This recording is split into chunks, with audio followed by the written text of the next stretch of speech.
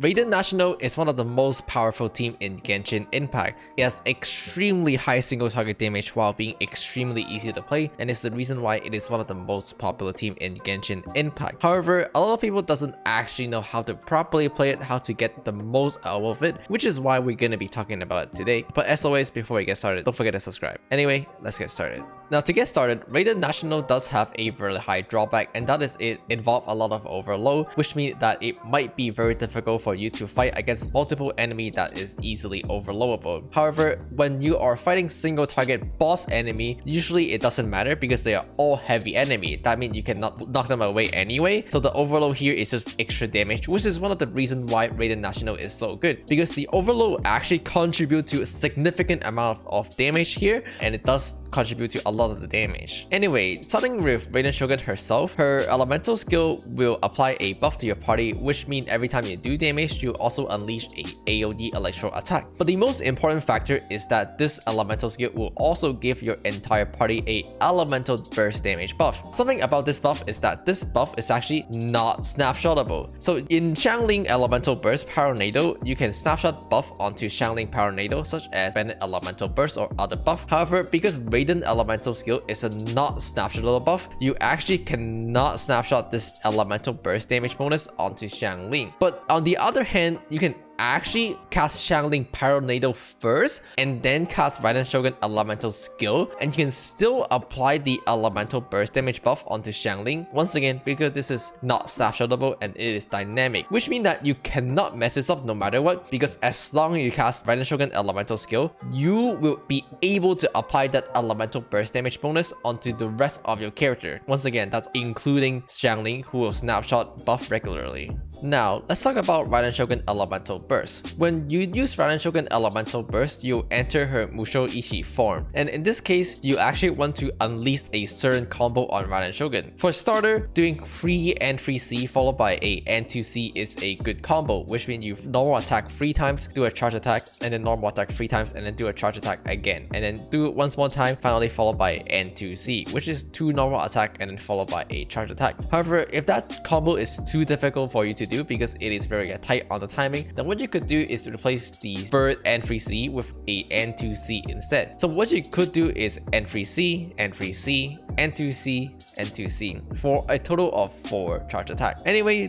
one of these combo will work. There are definitely many other combo as well, such as just spamming N1C, or you could just N3C followed by N4. But in general, doing the triple N3C combo followed by N2C, or maybe even N1C is good enough. With that being said, let's talk about the general rotation. Luckily for you, Raiden National have a extremely trivialized rotation. Start with Raiden Shogun elemental skills, move on to BANE elemental skills and burst, and then XIANGLING elemental burst and skills, and finally xingqiu's elemental burst and skills as well. Then switch back to Raiden Shogun and then cast her elemental burst and just do the combo that was previously mentioned. Once again, that is 3 N3C followed by N2C. Now, the thing that is not trivial is how to properly build a team, which a lot of people doesn't actually know how to properly build their XIANGLING and xingqiu's. Because of the fact that Raiden Shogun generate energy for xingqiu's and XIANGLING, it is possible to lower the energy requirement on both of these characters and build more damage instead, which we'll slowly cover. But first, let's talk about how to build Raiden Shogun. Building Raiden Shogun is rather straightforward. Starting off with the weapon, of course we have her signature weapon, which is Engulfing Lightning. However, you can also build the Cash Hour 5, which is a free-to-play option, and if you happen to not have the Cash Hour 5, then you could use something like a Deathmatch or Skyward Spine, which also give her a good amount of damage. In general, you're looking for a weapon with good amount of damage for Raiden Shogun because she does do a huge amount of damage in this team. Moving on to the artifact set, you pretty much always want to build the Emblem of the 4-piece set. There's no exception, so if you don't have it, just go farm it. Luckily enough is that both xingqiu's and XIANGLING can also use the Emblem set, so while you are farming Emblem Shogun for Raiden Shogun, you will also be farming Emblem for xingqiu's and XIANGLING. In terms of stats, of course the same as always, critical rate or critical damage circlet, and then followed by crit rate, crit damage, attack percent, or ER substat. Pretty much the same as every other characters. The only real question is, should you be running a attack sense or a ER sense, as well as a attack goblet or a electro damage goblet? Well, the most generic answer is just attack percent sense as well as electro damage goblet is just usually gonna be better. It is not not really worth running energy recharge Sense because you do not need energy recharge on Raiden, and in general you should just be aiming for about 200% energy recharge, which you can get just off either the Cash Hour 5 or Engulfing Lightning with some amount of substat. Otherwise, if you are not sure, simply look at which one have better substat, or if you're really not sure, the Genshin Optimizer is your friend. Likewise, for the Goblet, there is argument for running the attack percent Goblet, but in general, running the electro damage Goblet is just gonna be better, or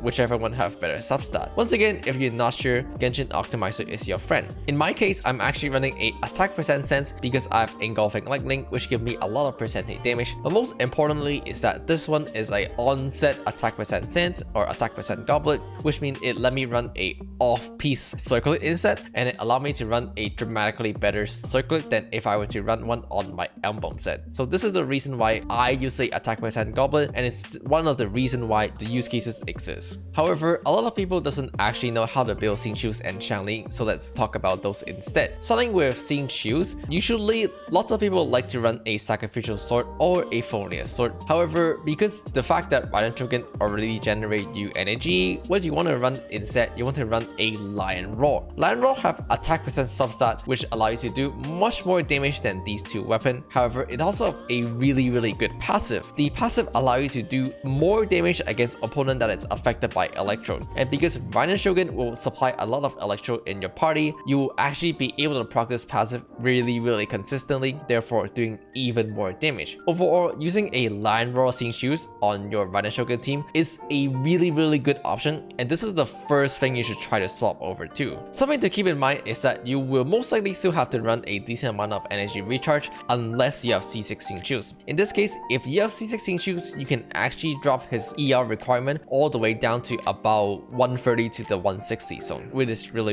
low. If you happen to be able to drop his ER requirement to about 130, instead of running 4-piece album set, you could actually consider running 2 Hydro 2 Noblesse set instead, or something like 2 Hydro 2 Gladiator equivalently, because once you're not running as many ER, the 4-piece album set doesn't have that much value anymore, so you can actually swap off. Once again, it comes down to which one you have better substat on, but I would imagine most people might actually have better substat on their Hydro set, because both your Raiden and your Xiangling already demand emblem set, so the chances of you having leftover really good substat emblem set might not actually be that high, unless you have been farming emblem for a year, which I guess actually most of us have been. Moving on to Xiangling, once again, you can now run a more damagey weapon instead of the traditional ER weapon on Xiangling. Those are things like Staff of Homa or Dragon Bane, which is especially good on Xiangling in Raiden National and should be one of the weapons that you aim for. The reason is because it has Elemental Mastery substat, and Elemental Mastery scale extra well on Xiangling when you are playing Raiden National, which is another thing that a lot of people is not aware of. The reason why Elemental Mastery scale extra well on Xiangling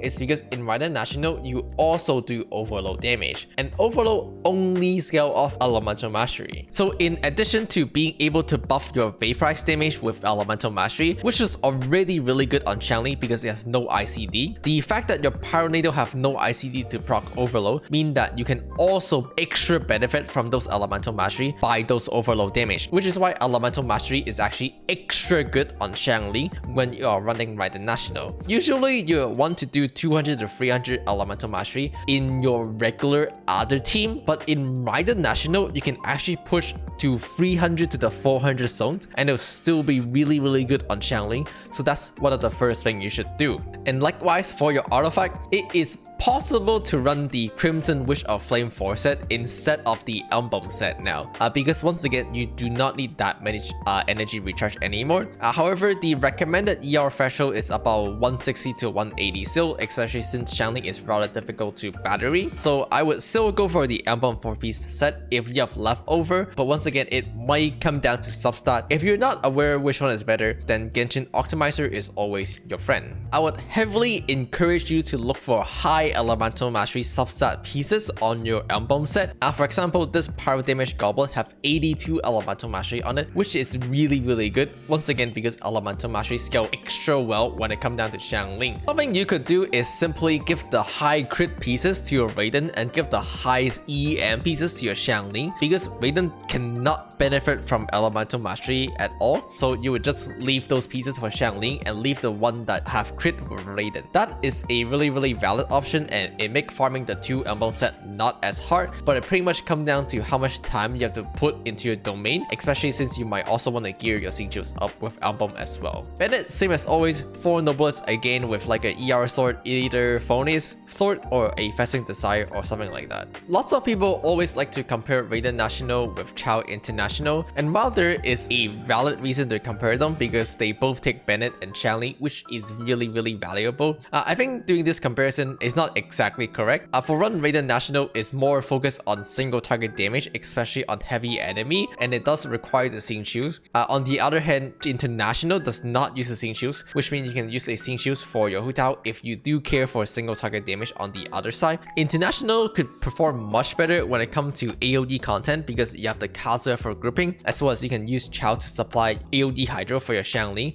On top of the fact that Raiden National could have trouble grouping the enemy together simply because your team involve overload, which could knock the enemy away from each other. However, Raiden National could be dramatically better against single target damage bosses, especially enemy that cannot be knocked away for overload, which is pretty much every single bosses because they are all heavy type enemy. In this case, the overload is actually extra beneficial because you will do extra damage, on top of the fact that Raiden National uses xingqius, which is more single target damage than Chao. So Raiden National is much better for single target boss fight, while International is just better for AoD content that require you to group the enemy together. With that being said, that is the absolute basic as well as how to build the Raiden National team.